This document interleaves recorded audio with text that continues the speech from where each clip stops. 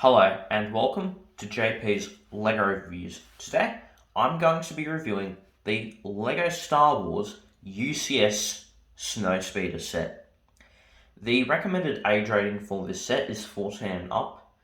The set number on this set is 75144 and the piece count on this set is 1703. So let's break it down. Before I look at the minifigures and the set, I want to first show you the display stand that comes with this set.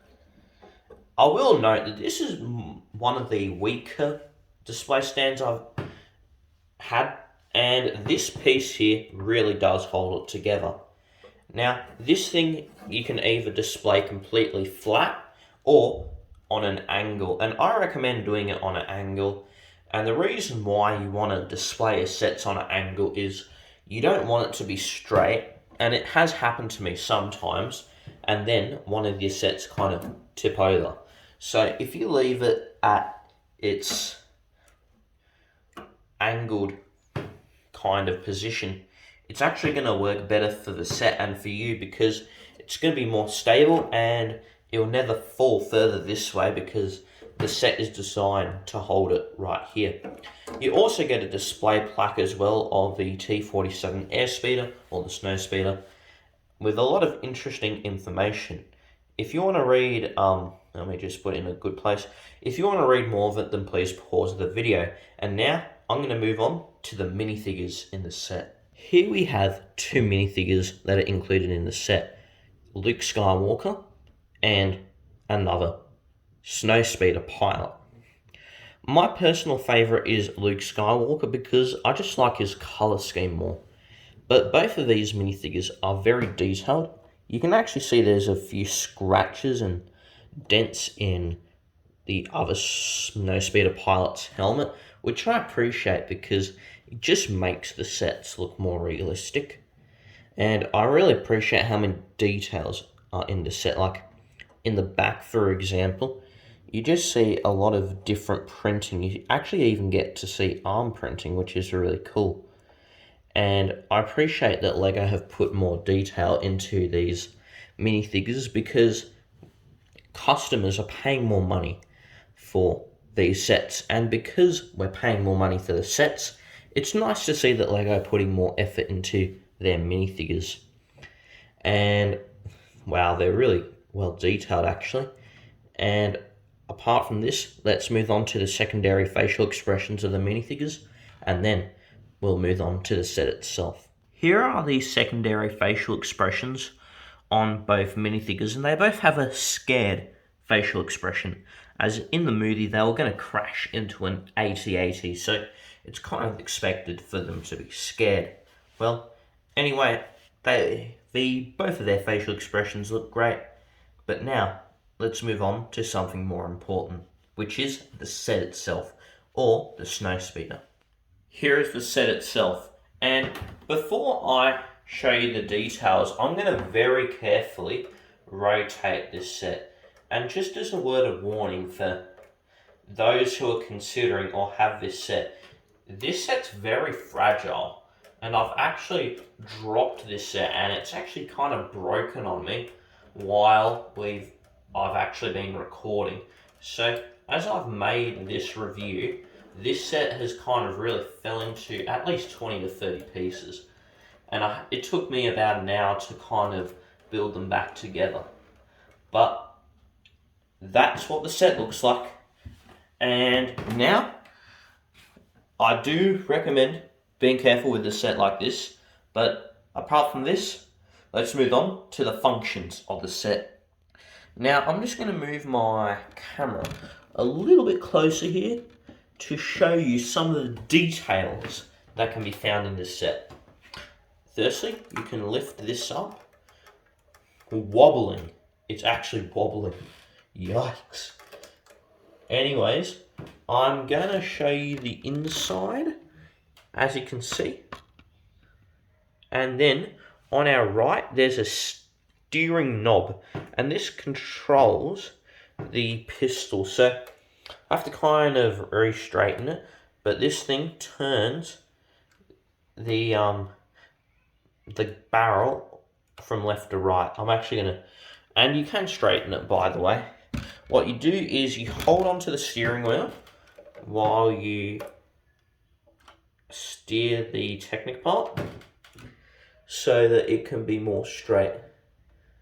And now it's better. I may re-straighten it myself in more detail at some time, but it's good enough for now.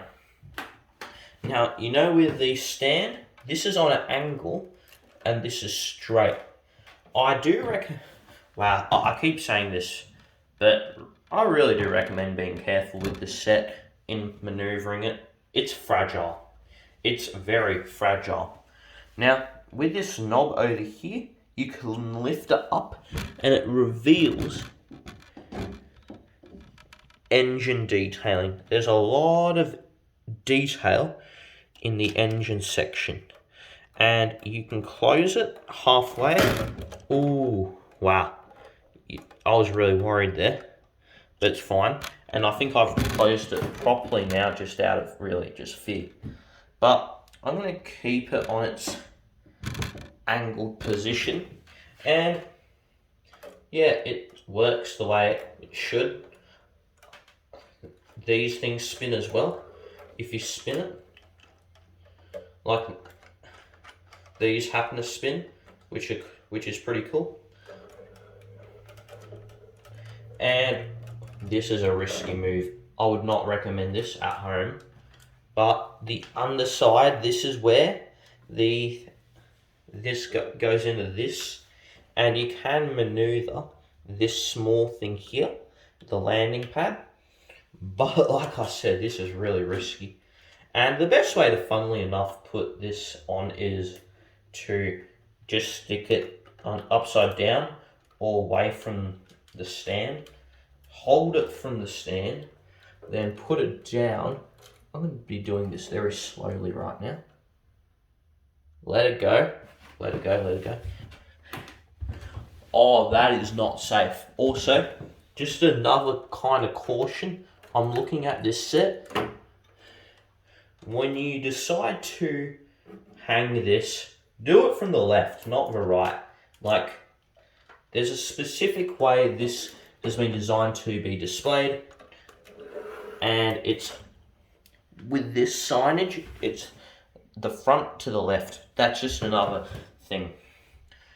Yeah, I'm still kind of shaken up from what's happened, but that's just an example of why I have to be careful with this particular set. It's kind of fragile, and it's not the first time this has happened either. But let's move on to the instruction manual. Here is the instruction manual.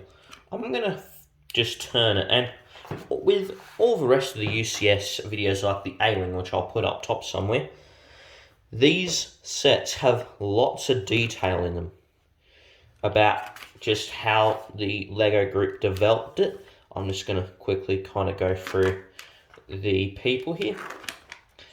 And what's important to note is, unfortunately, there's no sets that they display on the end, which is kind of annoying, but for a time they have put older UCS sets at the end, but now they don't really do that anymore, which is kind of unfortunate. And also, if you want to see the building process, I'll just, yeah. So, let's get to my final thoughts. So, what are my final thoughts on this LEGO Star Wars set? When it comes to pricing, this set retailed at $330 Australian dollars, and I would have preferred seeing it at $300 personally, but $330 has kind of become the norm. But I think $300 would have been a better price for this. And I don't think I've actually paid this set on sale since I got it quite a while ago. I actually just rebuilt this set. Not from just the destruction, but also I've just been rebuilding a lot of stuff lately. Anyway, it's very displayable. And it looks phenomenal. And this would be a 5-star set. But because of its fragility, it's an extremely fragile set from what I've experienced. And I kind of get it also being dumb stuff too, but I think this set has just a lot of propensity for not being structurally sound. And these are like all the original pieces are there. I checked it myself, and the set itself just has a few kind of flaws. Maybe it didn't at the beginning, but I think maybe over time, I'm not really sure. But it's a weaker set now. And because of that, I rate this set 4.5 stars out of 5.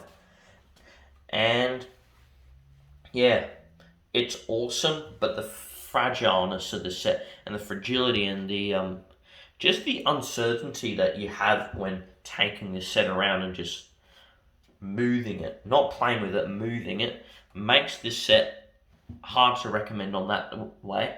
But if you have the money, and I know this is retired by the way, but let's say you have one or you're considering getting a UCS Snowspeeder.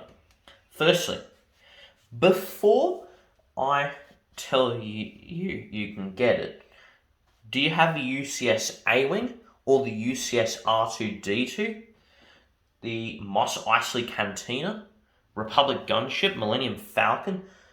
If you don't have a lot of those sets and you're interested in them instead, I'd recommend getting sets that are available right now. The reason why is with this set, it probably has doubled in value. So in Australia, it'll probably be about $700. And with that money, you could get 2 sets that are equivalent to this today. So if you want to get this set specifically, it is great. I do recommend it. But if you're contemplating on getting a retired set versus a set that's available right now, choose the one that's available now.